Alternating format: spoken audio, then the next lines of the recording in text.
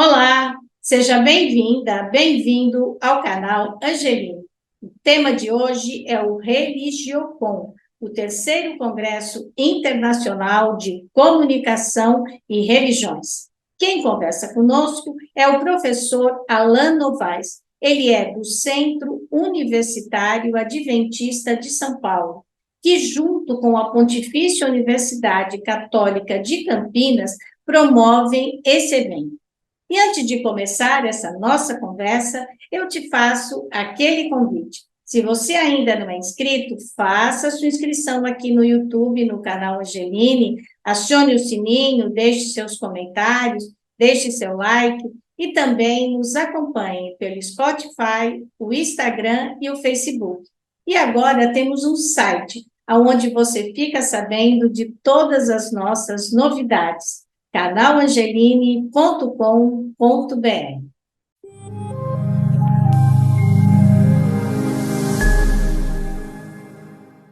Professor Alan Novaes, da UNASP. É um prazer recebê-lo aqui no canal Angeline. Muito obrigada por ter aceitado o nosso convite. Eu que agradeço a oportunidade.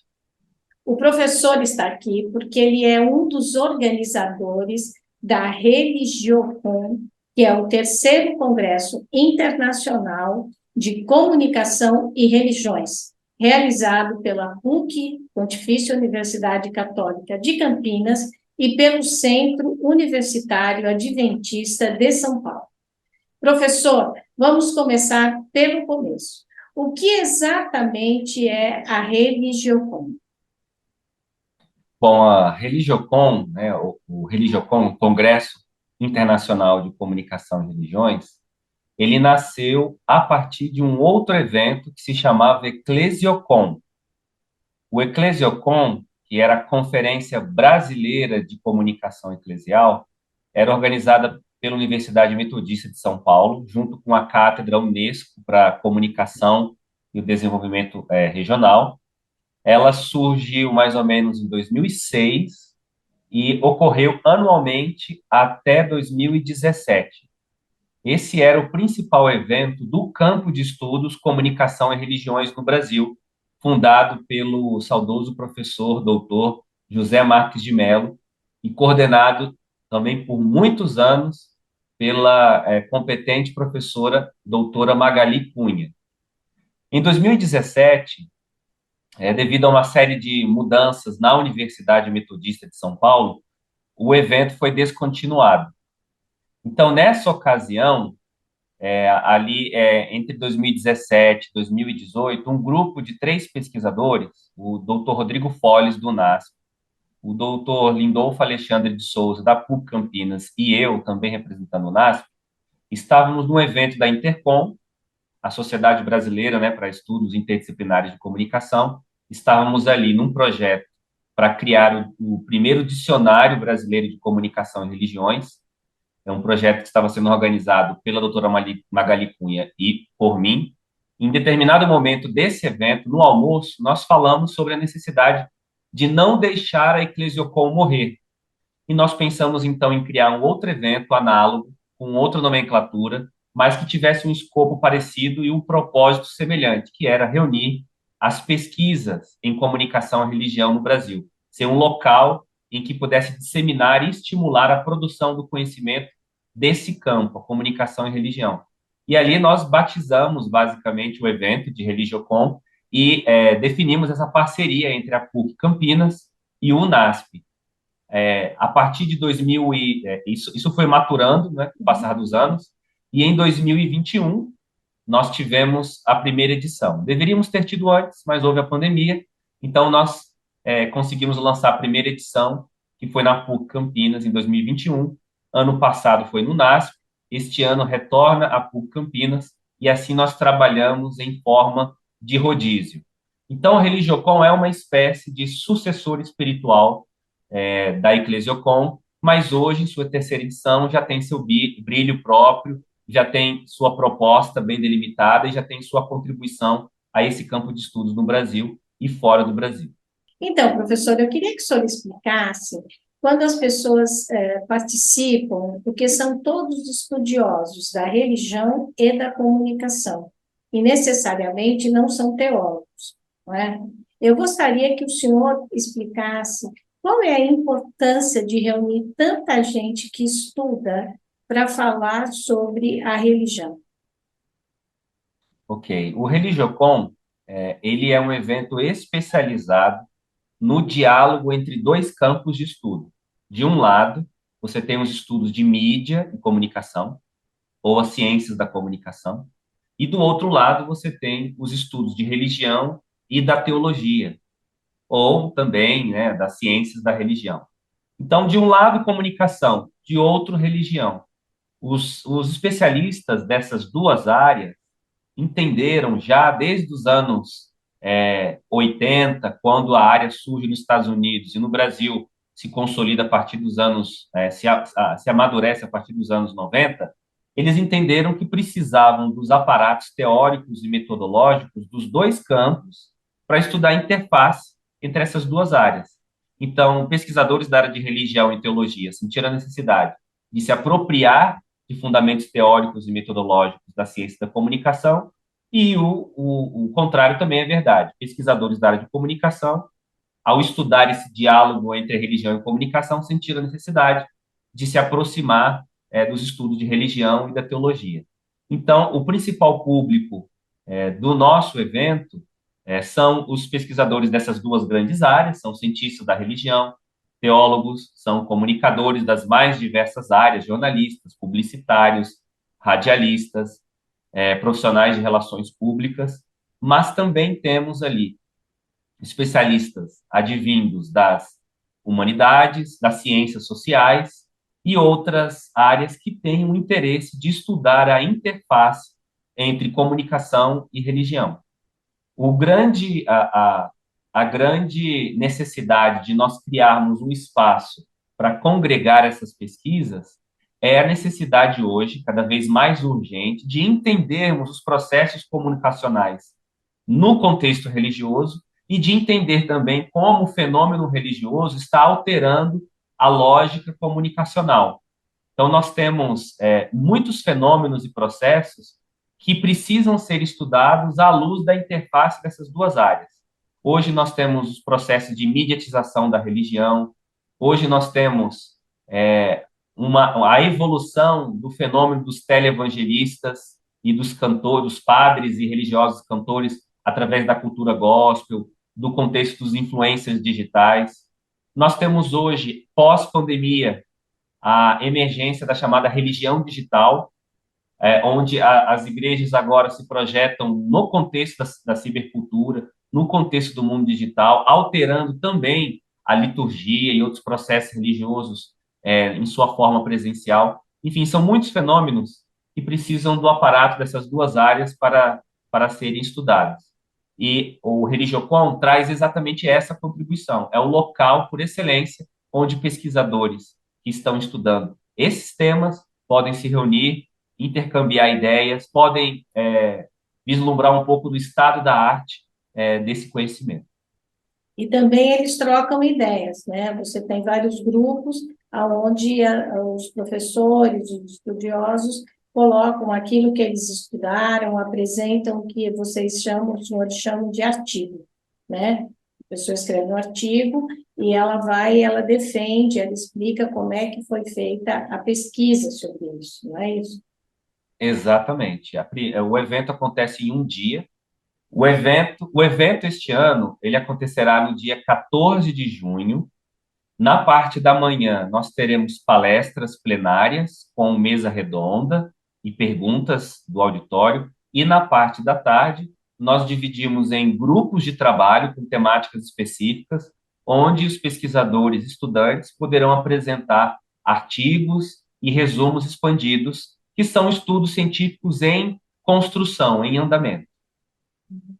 Eu, inclusive, fui convidada, né, para as pessoas aqui saberem, como mediadora dessa abertura no Religiocon, e eu fiquei muito lisonjeada, né? Então, eu vou fazer parte aí da mediação. E aí, conversando, eu disse, por que que a gente não coloca alguém aqui no canal Angelim para nos explicar a importância que é, né? Porque uma coisa é a nossa fé, a espiritualidade de cada um, no que cada um acredita. A outra coisa é a evolução ou novas religiões, ou mesmo as religiões antigas, que elas não são estudadas, ou que muitas vezes a pessoa ela costuma ir ao culto, à missa, ao terreiro e tudo mais, mas ela não tem noção um pouco da história, né? O que que aconteceu até aquele momento e que ela está ali, né? E esse estudo, ele proporciona com que as pessoas comecem a pensar um pouco também, né? Porque você ter fé, muitas vezes parece, não é, professor, que a gente não pode ser racional, basta ser emocional e se preocupar só com a fé que o milagre vai acontecer. Mas quando você começa a estudar a sua própria religião, seja a Bíblia, a Torá, o que for, o Alcorão, os livros sagrados de uma religião, você começa a perceber que é uma história por detrás disso, como ela foi contada, como ela foi feita. E isso tudo nós devemos a essas pessoas que estudam, fazem comparações, conversam com outros e fazem pesquisas. Não é isso, professor? Sim, exatamente. Conhecimento é poder, né? Conhecimento é liberdade. Então, quando nós aprofundamos no estudo das nossas crenças, das origens e das histórias das tradições religiosas, nós estamos nos tornando mais esclarecidos e, consequentemente, temos mais condições, de exercer uma espiritualidade e uma religiosidade mais consciente e mais, equilibrada e sadia. Eu acredito muito nisso.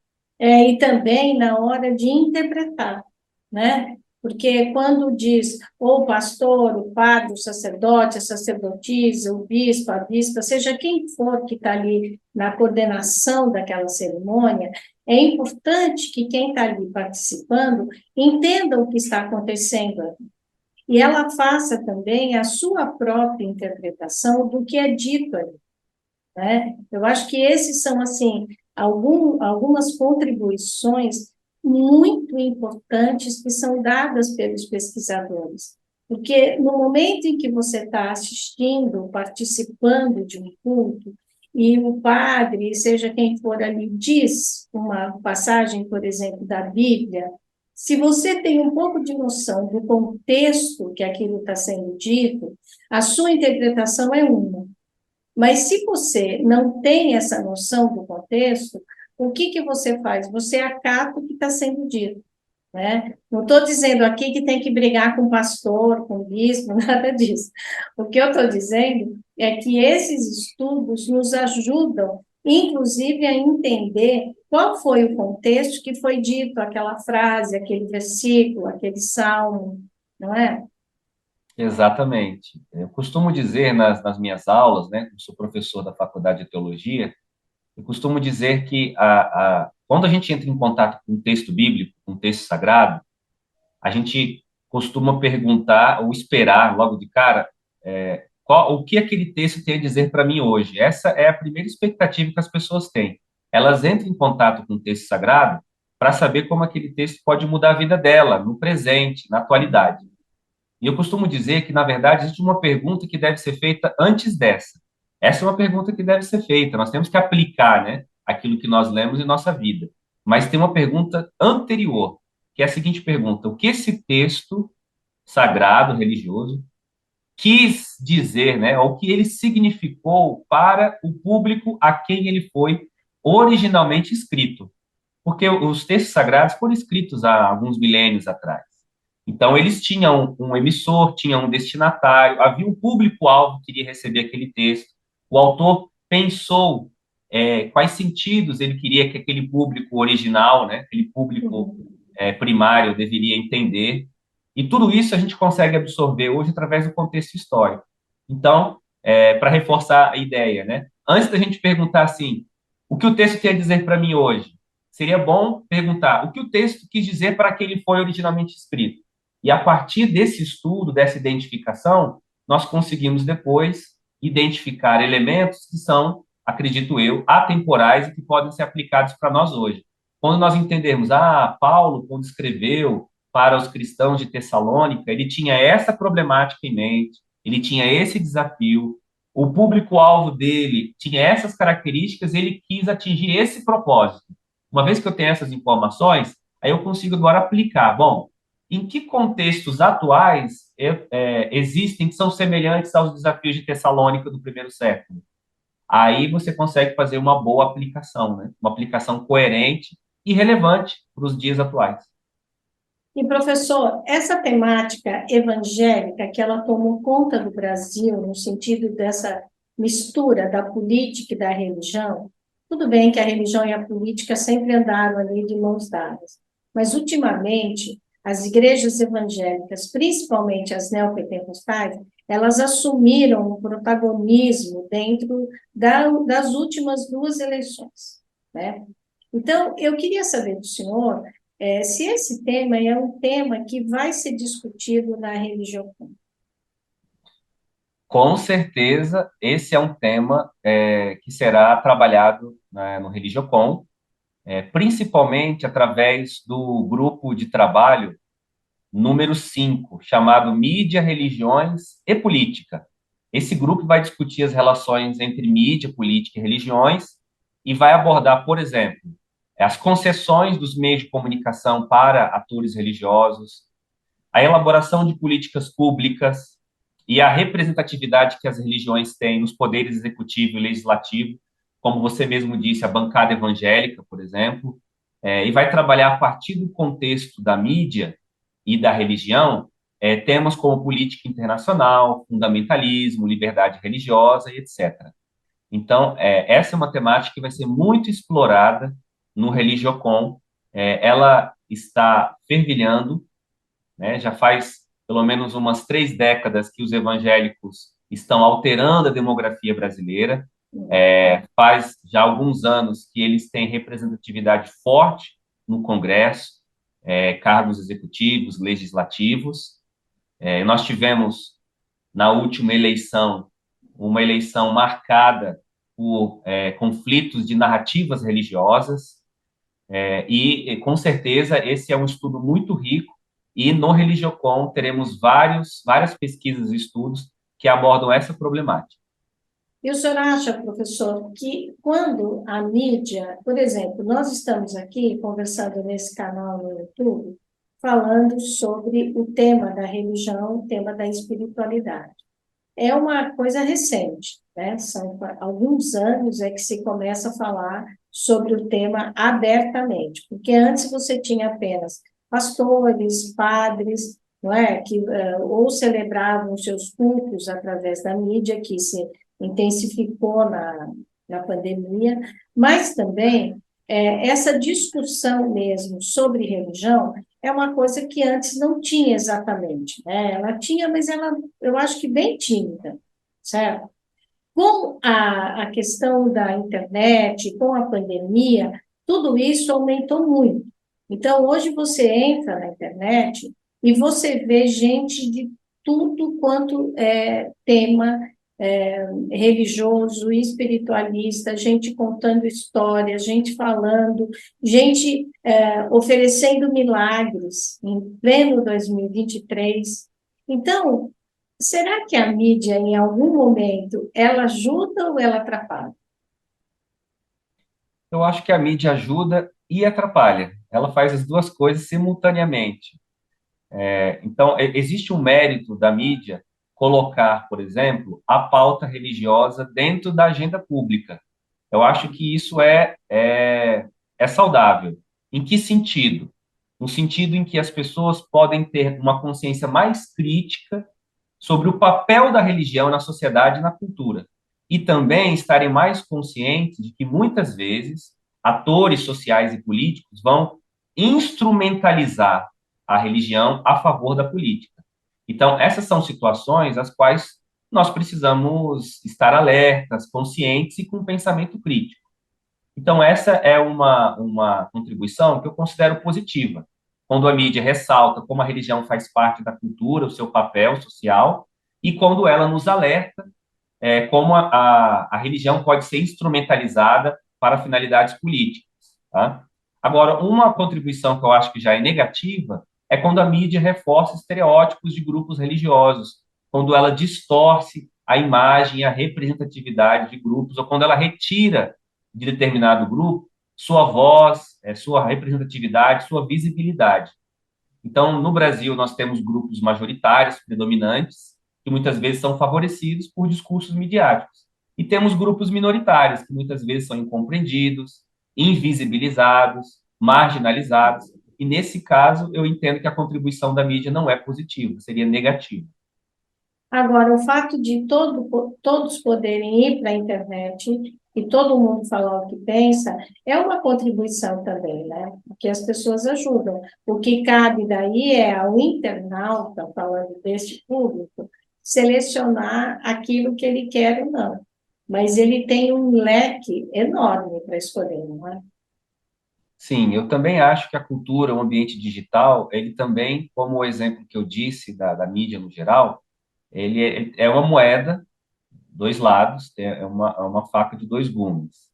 Então, existe essa questão que você mencionou, e eu concordo, de democratização da informação. As pessoas têm mais acesso a fontes de informação, elas têm condição de terem voz, de serem ouvidas, de se posicionarem. Isso tudo foi algo que a cultura digital ela proporcionou. Ela quebrou barreiras de acesso à informação e ela tornou o ambiente informativo, informacional, de conhecimento mais democratizado. Por outro lado, essa mesma democratização, ela enfraqueceu o papel dos especialistas, ela enfraqueceu o papel do conhecimento científico, dos conhecimentos técnicos. Então, como todo mundo tem acesso a tudo, nem todo mundo consegue ter acesso a conhecimentos de qualidade ou a, inclusive, checar as fontes legítimas dos conhecimentos.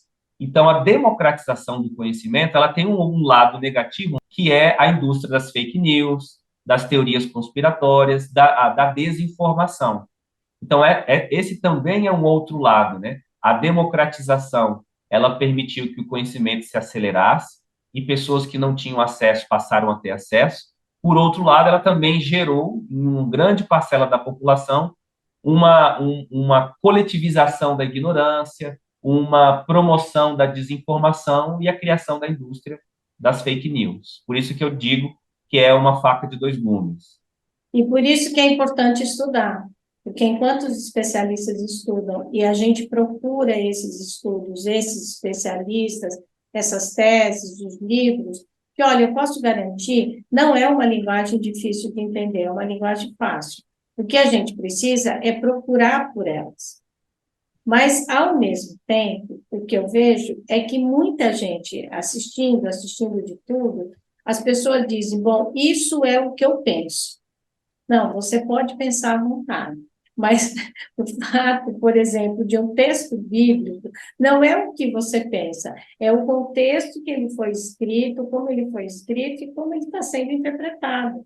Então, é esse tipo de coisas que às vezes eu fico pensando que a internet, eu concordo com o senhor, ela é essa moeda de dois lados, né? Ela pode ajudar muito e às vezes ela pode atrapalhar. Porque agora todo mundo decidiu ter opinião para tudo, né? Se o senhor vem e me diz, eu fiz um estudo, que é isso, eu ouço esse estudo e tento compreender o que ele quer dizer, certo? Agora, muitas pessoas dizem, ah, não, mas eu não concordo. Não, não interessa se você concorda ou não. O que interessa é que o professor estudou, pesquisou, e a conclusão que ele chegou foi essa. A questão, eu costumo falar em sala de aula, todo mundo tem opinião e todo mundo pode ter opinião. E, Certo? essa liberdade de expressão, ela é inerente à dignidade do ser humano. Só que nós, como seres racionais, como indivíduos que estudamos, como indivíduos que temos acesso a conhecimento científico, a gente também tem que entender que existem diferentes tipos de opinião. Então, todo mundo pode ter opinião, mas tem a boa opinião, tem a opinião ruim, tem a opinião embasada, tem a opinião inconsistente, tem a opinião com substância científica e tem a opinião de crendice popular. Então, todo mundo pode ter opinião, mas nós deveríamos diferenciar os tipos de opinião. E determinadas opiniões deveriam ter mais peso do que outras para tomada de decisão, para educação, para formação de jovens, para definição de políticas públicas. Nós deveríamos, para essas atividades, privilegiar opiniões com base científica, com base em estudos, com base em conhecimentos que foram sistematizados pela sociedade. E esses tipos de opinião deveriam pesar e contar mais do que os outros. No Religiocon, o que o senhor destacaria para esse encontro aqui desse ano, do dia 14 de junho? O grande destaque fica por conta do tema. O tema é comunicação, religião e desinformação. Então, o grande objetivo do evento é fazer as pessoas refletirem, principalmente diante dos últimos anos, e que nós tivemos uma profusão muito grande de fake news, o papel que a comunicação pode exercer no contexto religioso para informar ou para desinformar. Então, o grande objetivo é que a gente possa ter mais consciência, através de pesquisas e estudos, o poder que a mídia tem para reforçar estereótipos ou para dar esclarecimento no contexto religioso. O poder que ela tem para destruir reputações ou para ajudar a promover causas nobres. A mídia tem essa ambivalência, esse poder ambivalente, ambíguo. Então, por isso que o tema desinformação ou informação é algo que nós vamos discutir dentro da intersecção entre comunicação e religiões. E quantas pessoas estão sendo esperadas? Olha, nós esperamos algumas centenas de pessoas, né? No último evento, acredito que nós chegamos próximo de 300 pessoas, se não me falha a memória. Então, nós esperamos atingir mais ou menos esse número ou passar algumas dezenas desse número. Um evento acadêmico é um evento que não reúne tantas pessoas assim, reúne mais estudantes especialistas, então nós consideramos esse número que eu citei como uma boa presença. Porque, na verdade, são pessoas que estudam e que vão lá e que participam. Não é, embora ele seja aberto ao público, mas, na verdade, quem vai, quem participa, quem se inscreve, são pessoas que têm interesse pelo tema, pessoas que pesquisam e estudam esse tema. Isso mesmo, isso mesmo. São E, estudiosos, pesquisadores da área. e são pessoas só do Brasil ou vem gente de fora do país? Nós temos parcerias com algumas universidades. O ano passado, por exemplo, nós tivemos a presença da professora Heidi Campbell, da Universidade de Austin, Texas. Nós temos, com alguma frequência, a presença de professores de universidades portuguesas, universidades mexicanas. Então, constantemente, nós temos a colaboração de professores de outras universidades. E o tema desse ano, a comunicação, a informação, a desinformação e as religiões, ele não é um tema só brasileiro, ele é um tema mundial, né? Então, pode ser que tenha aí alguns estrangeiros que venham e também tragam contribuições, né? Com certeza, todos os países do mundo podem ser países em desenvolvimento, países desenvolvidos do G7, todos eles sofrem com desinformação, com fake news, e alguns países acabam sofrendo mais do que os outros, porque existem estudos que indicam que as regiões, as nacionalidades e as nações que têm um regime de governo de extrema direita acabam favorecendo mais a profusão, a divulgação de desinformação. Então, nós temos aí o caso da Hungria, tivemos o caso recente da gestão Trump nos Estados Unidos. Então, vários países, além do Brasil, sofreram e continuam sofrendo também muito a respeito da desinformação e por isso, muitas políticas públicas têm sido desenhadas, né, e formuladas para combater esse fenômeno. Professor, e qual que é a sua expectativa para esse encontro? Bom, primeiro, a expectativa é que a gente tenha excelentes palestras, uma boa discussão muito rica, que na parte da tarde nós tenhamos trabalhos consistentes, sólidos, bem apresentados. E eu também tenho muita expectativa de me reunir com colegas, a gente trocar ideias, saber o que o outro está pesquisando, ter um conhecimento das descobertas, o conhecimento de ponta que estão sendo desenvolvidos nessa área. é um momento de muita instrução, de muita partilha e de muito aprendizado. Professor, eu queria te fazer mais uma pergunta, que é o seguinte: o fato de agora ter a PUC de Campinas junto com a Igreja Adventista, ela muda alguma coisa nesse encontro? Olha, essa parceria entre uma universidade mantida pela Igreja Católica, né, e uma instituição de ensino mantida pela Igreja Adventista, ela mostra como é possível haver diálogo interreligioso em nome da ciência. Então, são duas universidades com cursos e programas consistentes, professores parceiros, que estamos preocupados em apresentar estudos e divulgar conhecimentos científicos sobre a relação entre comunicação e religiões.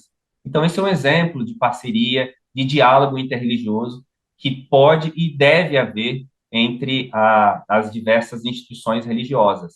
É uma prova da cultura de paz que nós buscamos promover e um entendimento entre tradições diferentes. Professor, é uma delícia conversar com o senhor. Eu quero que o senhor volte aqui no canal Angeline com mais tempo, porque o senhor é um professor renomado na sua instituição, um professor que conhece muito sobre teologia, comunicação. Mas para essa nossa conversa aqui sobre a religião, eu queria saber se o senhor gostaria de dizer alguma coisa que eu não te perguntei.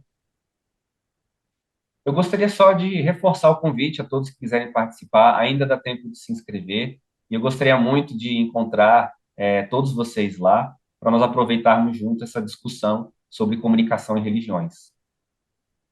Então, olha, nós vamos deixar aqui na descrição do nosso texto aqui do YouTube, do Spotify, aonde você pode fazer a sua inscrição, aonde você pode participar e também o site para você entender direitinho. É na PUC de Campinas, no campus, né, professor? O evento. Exatamente, no campus Certo? da PUC Campinas. Professor Alain Novaes, foi um prazer enorme tê-lo recebido aqui no canal Angeline. Fica aqui o seu compromisso de voltar aqui no nosso espaço para conversar mais sobre comunicação e religião. E eu agradeço imensamente a você que está aqui ou nos ouvindo pelo Spotify ou nos assistindo pelo YouTube. Se você considera esse conteúdo relevante, compartilhe o vídeo, compartilhe o áudio, fale do espaço do canal Angeline para a sua família e para os seus amigos. Participe sempre do nosso propósito, disseminar cada vez mais a cultura do encontro e a cultura da paz. Professora Alain Novaes, muito, muito obrigada. Eu que agradeço, um abraço a todos.